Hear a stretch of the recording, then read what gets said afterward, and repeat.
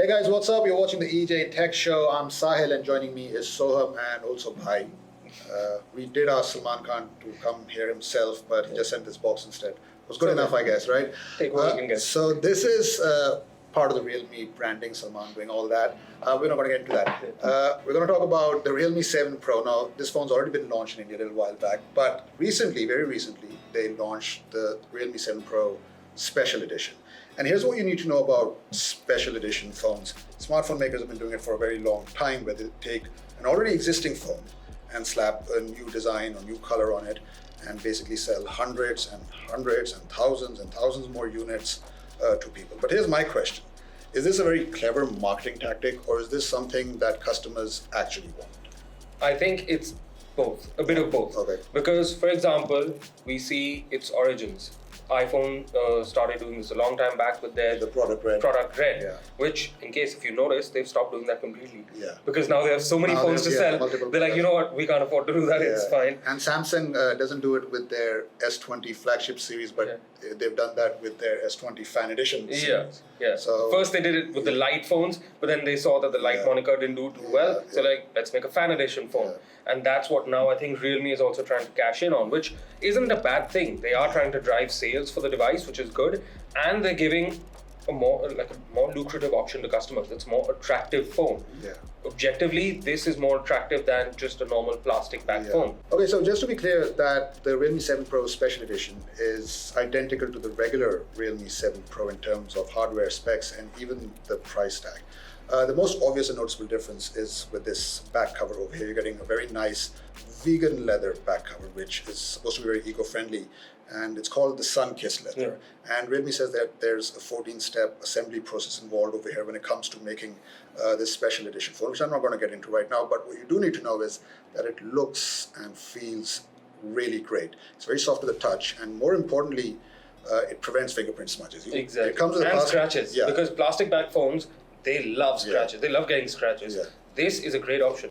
So aesthetically speaking, you get these nice orange and light gray shades running across the phone. You've got the Realme branding on the top bottom, and you've got that camera module with the 64 megapixel main sensor on the top left. It looks very nice. I think for anyone who's looking to buy a gift for someone this Diwali, especially with these colors, because it's inspired by the horizon of the sunrise, I think it'll make for a nice gift. Especially at this price point. You're getting a finish like this at this price point. For me, that's the key feature. And in fact, my favorite feature of the Realme 7 Pro isn't even on the phone. Like, for me, the favorite feature is inside the box. Let me show you this. This is a 65 watt charging adapter on a phone that costs less than 20,000 rupees. Just to put into perspective, most big brands like Samsung, etc., that sell phones in the under 20k range are still offering only maximum of 18 watt fast charging. Some are going towards 30 or so, but this is 65 watts. That's something you get. You usually have to shell out a lot of money. Like exactly. Even with the recently launched OnePlus 8T, that comes with a 65 watt charger, but you have to pay upwards of 40,000 rupees to get that. But you're getting this for under 20,000. That's amazing. Commendable. To say the least. So the design, yes, it's very nice, but for me, that's not the only feature that stands out for this phone. One feature that he's mentioned is that 65 watt fast charger. The other one is the display as well. Now, this doesn't get a high refresh rate. It gets your standard 60 hertz. But honestly, you'll be hard pressed to find the difference because this is very fluid. Especially when you're watching content, you'll have no issues whatsoever. Some reviews have complained that it isn't that bright, but I didn't notice any problems when I was using it under direct sunlight, so it works really well for me.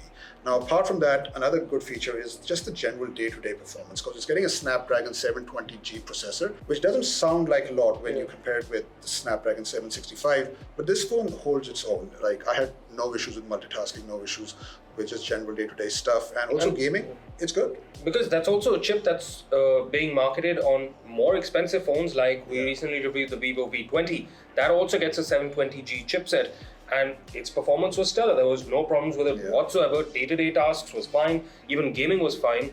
And to be honest, you really have to take a tooth comb to really try and find, okay, you know what, this is where the processor is lagging, this is where the processor isn't doing its job. But in day-to-day usage, you're never going to really notice it. Okay, so with this phone, there are two drawbacks, at least for me. Other people might not have such a big problem with this, but I think it's worth mentioning. First is the software, and I've got to say, Realme has really upped their game when it comes to software. Like this one especially, it's getting the Realme UI with Android 10, but it works really well. It's very fluid. It doesn't feel sluggish at all. I have no problem in that regard, but adware, bloatware, Realme phones are famous for that, and you've got plenty of that over here as well. There is a way they're going to get the cheap price tag, and that's by doing things like this, which is justifiable. That's one thing. Now, the second thing is the camera, and this is a versatile camera in the sense you've got 4 cameras over here, and that's all great, but it's not as versatile as the one you got on its predecessor, the Realme 6 Pro, because that came with a telephoto lens. Over here, you got the 64 megapixel main camera, you've got an ultra wide sensor, you've got a macro sensor, you've got that depth sensor. And honestly, they didn't need those last 2 sensors at all, because you could have just given us a telephoto lens over here and that would have taken much better pictures. So all you need to know is that if you are buying this phone, that when it comes to camera, and that camera is very important to you, just be aware that you're going to get a bit of a mixed bag over here. But look, camera aside, it's a very solid addition in the Realme lineup. You're getting a great display, you're getting super fast charging, and you're getting a very reliable processor. You can go for the Realme 7 Pro Special Edition if you like this sort of look, if you like the leather, or you can go for the regular 7 Pro as well, because that's also a very good smartphone. Either way, you'll get Sallu Bhai on the box. Yeah, and that's the important part. Either way, he will be right there with you. Well, that's it for this episode of the EJ Tech Show. Let us know what you think about the new Realme 7 Pro Special Edition. If you're planning to buy this, or if you're just planning to buy the regular version, or if you're not even planning to buy the Realme, just give us a lot of comments. We like that. So that's it for us. That's me, Sohum, and Sallu Bhai signing off. We'll see you next week.